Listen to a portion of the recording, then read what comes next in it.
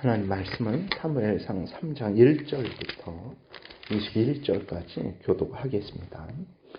아이 사무엘이 엘리 앞에서 여호와를 섬길 때에는 여호와의 말씀이 희귀하여 이상이 흔히 보이지 않았더라. 엘리의 눈이 점점 어두워 가서 잘 보지 못하는 그때에 그가 자기 처소에 누웠고 하나님의 등불은 아직 꺼지지 아니하였으며 사무엘은 하나님의 궤에 있는 여호와의 전 안에 누웠더니 여호와께서 사무엘을 부르시는지라. 그가 대답하되 내가 여기 있나이다 하고 엘리에게로 달려가서 이르되 당신이 나를 부르셨기로 내가 여기 있나이다 하니 그가 이르되 나는 부르지 아니하였으니 다시 누우라 하는지라. 그가 가서 누웠더니 여호와께서 다시 사무엘을 부르시는지라. 사무엘이 일어나 엘리에게로 가서 이르되 당신이 나를 부르셨기로 내가 여기 있나이다 하니 그가 대답하되 내 아들아 내가 부르지 아니하였으니 다시 누우라 하니라. 사무엘이 아직 여호와를 알지 못하고 여호와의 말씀도 아직 그에게 나타나지 아니한 때라. 여호와께서 세 번째 사무엘을 부르시는지라. 그가 일어나 엘리에게로 가서 이르되 당신이 나를 부르셨기로 내가 여기 있나이다 하니 엘리가 여호와께서 이 아이를 부르신 줄을 깨닫고 엘리가 사무엘에게 이르되 가서 누웠다가 그가 너를 부르시거든 내가 말하기를 여호와여 말씀하옵소서 주의 종이 듣겠나이다 하라 하니 이에 사무엘이 가서 자기 처소에 누우니라. 여호와께서 임하여 서서 전과 같이 사무엘아 사무엘아 부르시는지라. 사무엘이 이르되 말씀하옵소서 주의 종이 듣겠나이다 하니 여호와께서 사무엘에게 이르시되 보라 내가 이스라엘 중에 한 일을 행하리니 그것을 듣는 자마다 두 귀가 울리리라. 내가 엘리의 집에 대하여 말한 것을 처음부터 끝까지 그날에 그에게 다 이루리라. 내가 그의 집을 영원토록 심판하겠다고 그에게 말한 것은 그가 아는 죄악 때문이니 이는 그가 자기의 아들들이 저주를 자청하되 금하지 아니하였음이니라. 그러므로 내가 엘리의 집에 대하여 맹세하기를 엘리 집의 죄악은 제물로나 예물로나 영원히 속죄함을 받지 못하리라 하였노라 하셨더라. 사무엘이 아침까지 누웠다가 여호와의 집에 문을 열었으나 그 이상을 엘리에게 알게 하기를 두려워하더니 엘리가 사무엘을 불러 이르되 내 아들 사무엘아 하니 그가 대답하되 내가 여기 있나이다 하니 그가 이르되 내게 무엇을 말씀하셨느냐 청하노니 내게 숨기지 말라. 내게 말씀하신 모든 것을 하나라도 숨기면 하나님이 내게 벌을 내리시고 또 내리시기를 원하노라 하는지라. 사무엘이 그것을 그에게 자세히 말하고 조금도 숨기지 아니하니 그가 이르되 이는 여호와이시니 선하신 대로 하실 것이니라 하니라. 사무엘이 자라매 여호와께서 그와 함께 계셔서 그의 말이 하나도 땅에 떨어지지 않게 하시니 단에서부터 부활 새벽까지의 온 이스라엘이 사무엘은 여호와의 선지자로 세우심을 입은 줄을 알았더라. 여호와께서 실로에서 다시 나타나시되 여호와께서 실로에서 여호와의 말씀으로 사무엘에게 자기를 나타내시니라. 아멘. 기도드리겠습니다. 살아계신 하나님 아버지 감사합니다. 이 시간 하나님의 말씀을 전하고 듣습니다. 성령께서 역사하셔서 우리를 향한 하나님의 뜻을 잘 깨달아 알게 도우소서. 하나님이 알려주시는 대로 믿고 따르게 도우소서. 이것이 우리의 유일한 생명길이고 복된 길이며 또 하나님의 영광을 드러내는 길이고 이웃을 돕는 길임을 분명하게 확신하고 어떤 형편 처지든지 힘을 내어서 하나님이 알려주시는 대로 믿고 따르는 우리가 되도록 은혜를 내려 주옵소서. 감사드리고 예수 그리스도의 이름으로 기도드렸습니다. 아멘. 오늘 본문은 이제 젖된 사무엘에게 하나님이 임하셔서 사무엘을 하나님의 귀한 일꾼으로 이제 하나님께서 인도하시는 내용이 기록되어 있습니다. 젖을 사무엘이 어느 정도 자라서 아이가 되었어요. 사무엘은 엘리의 지도를 받으면서 하나님을 섬겼습니다. 근데 이때는 하나님의 말씀이 희귀했다. 이상이 흔히 보이지 않았다라고 이렇게 말하고 있습니다. 다시 말해서 하나님께서 하나님의 뜻을 이제 그 환상을 통해서 알려주시는 그러한 일들을 이스라엘 백성들에게 이제 내려주시지 않은 거죠. 왜 그렇습니까? 이스라엘 백성들의 죄악 때문이죠. 사사기 시대에 우리가 얼마나 이스라엘 백성들이 자기 소견에 옳은 대로 행했는지를 살펴봤죠. 그러니까 엘리와 엘리의 아들들의 죄악 때문도 그렇고 그 다음에 또 다른 이스라엘 백성들의 죄악 때문에도 그렇습니다. 그래서 하나님께서 하나님의 뜻을 항상 이제 이스라엘 백성들에게 가까이 하시면서 이렇게 알려주시지 않은 거죠. 물론 하나님은 모세오경을 통해서 하나님의 뜻을 명백하게 분명하게 그들에게 선언하셨습니다. 그래서 이스라엘 백성들이 이제 모세오경을 통해서 이제 그들이 들은 대로 이제 하나님의 말씀을 따라 살았다면 하나님께서는 이들을 가까이 하시면서 크신 은혜를 내려 주셨을 거예요. 그런데도 분명히 명백하게 하나님의 법이 그들에게 선언되었음에도 불구하고 그 법을 따르지 않는 거죠.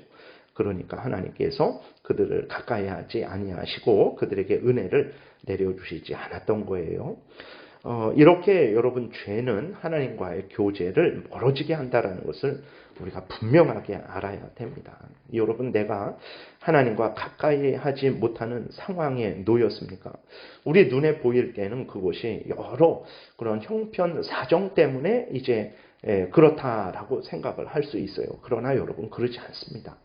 하나님을 믿고 섬기고 가까이 하는 것은 이런 형편 저런 형편 때문에 하나님을 믿고 섬길 수 있고 또 믿고 섬기지 못하는 것 아닙니다. 거기에는 더 근본적인 문제가 있는 거예요. 우리 눈에 보일 때에는 이런 이유 저런 이유 때문에 하나님을 가까이 하지 못합니다 라고 이렇게 말을 하지만 그러나 거기에 더 살펴보게 되면 거기에는 죄가 있다라는 것을 우리가 늘 잊지 말아야 됩니다. 여러분 그 어떤 죄입니까? 도둑질이나 살인 같은 그것만 죄악이 아니에요.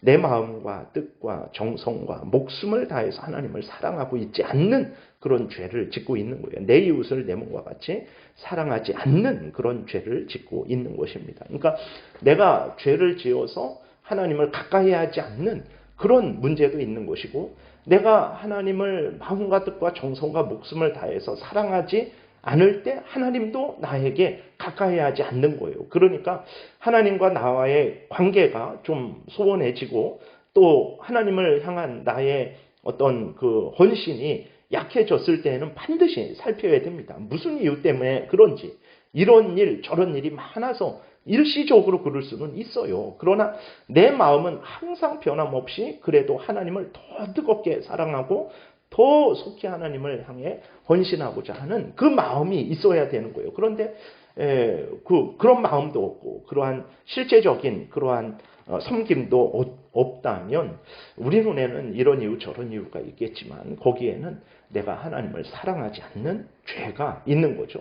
그러한 나에게 하나님께서 징계를 주시는 것일 수도 있다는 것은 징계를 주시는 거예요. 그래서 그러한 부분에 대해서 우리가 잘 살펴야 되는 것입니다. 그래서 하나님은 하나님을 가까이 하는 자들을 절대 멀리 하시지 않습니다. 하나님을 존중하는 자를 하나님도 존중하세요. 그러한 자에게 은혜를 내려 주신다라는 것을 우리가 분명히 기억해야 됩니다. 이스라엘 백성들 가운데 이렇게 하나님이 가까이 하셔서 하나님이 은혜를 내려 주시는 하나님의 뜻을 밝히 알려 주시고 인도하시는 일이 없는 것은 그들의 죄악 때문이었다라는 것을 우리가 놓쳐서는 안 되겠습니다. 2절부터는 이제 하나님이 사무엘을 부르시는 내용이 기록되어 있어요. 사무엘이 자기 처소에 누웠다 그랬는데 어디냐? 그럼 하나님의 궤에 있는 여호와의 전 안에 누웠다 이렇게 기록이 되어 있어요. 이게 지성소에 누웠다라는 것이 아니고 성소에 누운 것 같아요. 그래서 그 성소 안에서 이제 거기를 자기의 처소로 삼고 거기에 이제 등불도 있고 향도 피워야 되고 또 이제 그 진설병도 이렇게 교체하고 이런 일들을 이제 그 사무엘이 다 돌보면서 그러한 그 처소를 잠자는 곳을 거기에 삼은 듯합니다. 그래서 이제 사무엘이 그렇게 누웠는데 하나님께서 사무엘을 부르세요. 부르실 때에 10절의 근거에서 보게 되면 사무엘아라고 이렇게 이름을 부르신 거예요. 천지 만물을 만드신 지극히 크신 창조주 하나님께서 한 개인의 이름을 부르신 것이야말로 가장 큰 은혜의 표시라는 것을 우리는 잊지 말아야 됩니다. 그 사람에 대해서 하나님이 완전한 지식과 사랑을 표시한 거예요. 오늘 우리들도 마찬가지입니다. 하나님께서 우리를 아시죠. 우리의 이름을 부르신다라는 것을 우리는 늘 잊지 말아야 됩니다. 하나님이 우리의 이름을 부르신다. 우리를 아신다. 그것은 우리의 마음, 우리의 소원, 모든 것을 다 아신다라는 거예요. 그리고 우리와 동행하시고 우리를 지키시고 보호하시고 인도하신다라는 것입니다. 여러분, 사무엘만 하나님께서 아시고 그 이름을 부르신 것이 아니고 오늘 우리들도 아시고 우리들의 이름도 부르신다라는 것을 굳게 믿고 이러한 살아계신 하나님을 더 사랑하고 의지하고 더 가까이 해야 되겠습니다. 그런데 이제 사무엘은 그 하나님이 부르신 것을 엘리가 부른 줄을 알죠. 그래서 엘리에게로 달려갑니다. 3번씩이나 달려갔어요. 3번째 되었을 때 엘리는 하나님이 사무엘을 부르신 것임을 깨닫고 사무엘에게 알려주죠. 하나님이 부르시면 여호와여 말씀하옵소서 주의 종이 듣겠나이다 라고 이렇게 하라고 알려줘요. 하나님이 4번째 부르셨을 때 사무엘은 엘리가 알려준 대로 말씀하옵소서 주의 종이 듣겠나이다 라고 이렇게 하나님 앞에 응답을 합니다. 그래서 하나님은 이제 사무엘에게 하나님의 뜻을 알려주시는데 11절부터 보게 되니까 두 귀가 울리는, 다시 말해서 너무나 분명하고 명백한 그러한 심판을 선언을 하세요. 그 심판은 이제 2장에서 엘리와 그 엘리의 집안에 경고하신 모든 심판이 그대로 이루어질 것이다. 하나님께서 반드시 이룰 것이다 라는 아주 무서운 그러한 하나님의 심판의 경고입니다. 하나님이 이렇게 심판하시는 것은 엘리의 아들들이 온갖 죄악을 행했기 때문에 그렇습니다. 하나님을 멸시할 때 그 엘리는 그 아들들의 죄악을 금하지 않았죠. 여러분, 죄를 용납하면 안 됩니다. 그 죄를 발견했을 때 내 자신이 그 죄를 범했으면 속히 죄를 멈추고 회개하고 돌이켜야 됩니다. 다른 사람이 그 죄를 범하는 것을 봤으면 속히 그것이 자녀이든 누구이든 간에 하나님 앞에서 그를 위해 기도하고 그에게 그 죄를 지적해주고 그 죄를 멈출 것을 권면을 해야 되는 거예요. 엘리가 엘리의 아들들에게 그렇게 했다면 그 엘리의 아들들이 이렇게 강팍해졌을까요? 이렇게 양심이 이제 화인 맞은 자가 됐을까요? 그러지 않았을 것입니다. 우리들이 해야 될 일은 무엇입니까? 죄를 미워하고 버리는 거예요. 남이 범죄하는 것을 보게 되면 그에게 조용히 가서 그 죄임을 깨달아 하고 회개하고 돌이키도록 돕는 그 일을 해야 된다는 것을 우리가 잊지 말아야 됩니다. 그래서 14절에 보게 되면 엘리 집의 죄악은 제물로나 예물로나 영원히 속죄함을 받지 못할 것이다 라고 하나님이 말씀을 하세요. 이것은 이제 엘리와 그 아들들의 죄악이 얼마나 악한 죄악인지를 드러내는 것이죠. 하나님께서 이스라엘 백성들에게 놀라운 은혜를 내려주셨죠. 아브라함을 부르셔서 그 아브라함의 자손이 이렇게 수백만 거대한 민족이 되게 하셨어요. 애굽에서 건져주셨습니다. 광야 40년을 안전하게 지나고 또 가나안 땅에 들어와서 그 가나안 땅을 차지하게 하셨죠. 레위 지파에게는 특별히 하나님께서 크신 은혜를 내려주셔서 하나님을 직접 섬기는 그러한 사명을 줬어요. 그러니까 엘리 제사장과 그 아들들은 제사장으로서 하나님과 이스라엘을 화목하게 하는 그 귀한 직분을 하나님의 전에서 그 하나님을 섬기는 이스라엘을 위하는 그 놀라운 그 특별한 직분을 받아서 이제 그 섬기고 있었던 거죠. 이렇게 큰 은혜를 주셨는데 엘리도 그렇고 그 엘리의 아들들도 그렇고 하나님께 감사하지 않았고 하나님을 멸시했습니다. 하나님을 경멸했어요. 하나님이 수많은 기회를 주셨음에도 불구하고 회개하고 돌이키지 않았습니다. 그랬을 때에 이제 그들에게는 더 이상 기회가 없게 된 거죠. 이것은 하나님이 그럼 이런 죄는 하나님이 용서하시지 않는다는 것인가? 아닙니다. 하나님은 그 어떤 죄인일지라도 그 어떤 큰 죄악일지라도 예수 그리스도를 믿고 하나님의 그 은혜를 구하고 용서를 구하면 하나님은 용서해 주세요. 보세요. 다윗도 그 얼마나 그 악한 죄악을 저질렀습니까? 바울도 그 귀한 스데반 집사를 이렇게 죽이는데 아주 가장 큰 일을 한 사람들이죠. 그런데도 그들이 죄를 회개하고 용서를 빌 때에 하나님은 예수 그리스도 안에서 그들의 죄를 용서해 주셨어요. 이것은 엘리와 그 엘리의 아들들에게는 그런 은혜를 이제 기회가 없는 것이냐? 그러지 않습니다. 근데도 하나님이 그 수많은 기회를 주셨는데도 불구하고 또 하나님이 그렇게 경고를 하셨는데도 불구하고 엘리와 그 아들들은 하나님을 형식적으로만 대했던 거예요. 중심으로 죄를 깨닫고 뉘우치고 돌이키지 않았던 것입니다. 그래서 그들에 대해서는 절대로 그들이 나에게 형식적으로 제물을 바치고 예물을 바친다고 해서 속죄하지 않겠다라고 선언을 하는 거죠. 물론 이들이 중심으로 죄를 회개하고 뉘우쳤다면 하나님은 용서해 주셨을 거예요. 그리고 또 아침에 일어났을 때 이제 사무엘은 이 두려운 말씀이기에 엘리에게 먼저 말하지 못하죠. 엘리는 사무엘을 불렀어요. 그리고 위협을 합니다. 아주 무서운 위협을 해요. 그래서 하나님이 말씀하신 것을 알아냅니다. 사무엘은 그대로 다 이야기해요. 그랬더니 18절에서 엘리가 말하기를 말씀하신 분이 하나님이시니 선하신 대로 하실 것이다 라고 이렇게 믿음의 고백을 해요. 이것은 이제 또 엘리가 그래도 하나님을 믿고 경외하는 자니까 하나님께서 그렇게 하실 것이다 라는 것에 대해서 고백을 한 거죠. 아마 하나님이 그렇게까지 하시겠어? 이스라엘을 용서하시고 그리고 또 이스라엘이 범죄할 때 용서하시고 다시 기회를 주시고 그러셨으니 나에게도 또 나의 아들들에게도 그렇게 하시겠지.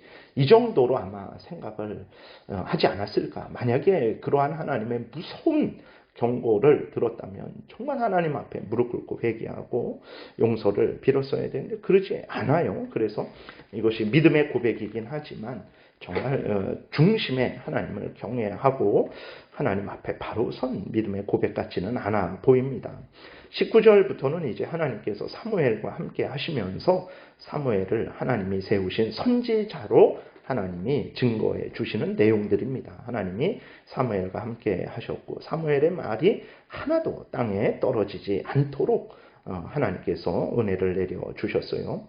그래서 하나님이 이렇게 사무엘과 함께 하시고 사무엘이 하나님의 말씀을 온전히 잘 전할 수 있도록 그렇게 해 주시니까 온 이스라엘이 사무엘은 하나님이 세우신 선지자라는 것을 분명하게 깨달아 알았죠.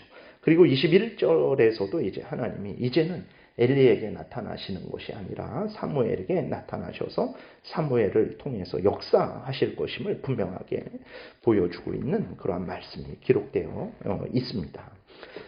기도드리겠습니다. 살아계신 하나님 아버지, 하나님을 경외하고 하나님을 존중히 여기는 이것이 바로 우리의 본분이고 이것이 우리가 가장 복되게 되는 길이고 이것이 바로 하나님이 우리에게 원하시는 것이고 하나님의 영광이 드러나는 일이라는 것을 늘 기억하게 도우소서. 이 땅에 잠시 잠깐의 그러한 안락함이나 또 이생의 자랑거리나 안목의 정욕거리나 육신의 정욕거리나 그것들과 이 하나님을 존중해 여기고 하나님이 우리에게 원하시는 그 명령을 따라 살아가는 것과 절대로 바꾸지 않게 도와주옵소서. 우리로 항상 깨어있게 도우시고 은혜를 내려주시고 인도하여 주옵소서. 감사드리고 예수 그리스도의 이름으로 기도드렸습니다. 아멘. 하늘에 계신 우리 아버지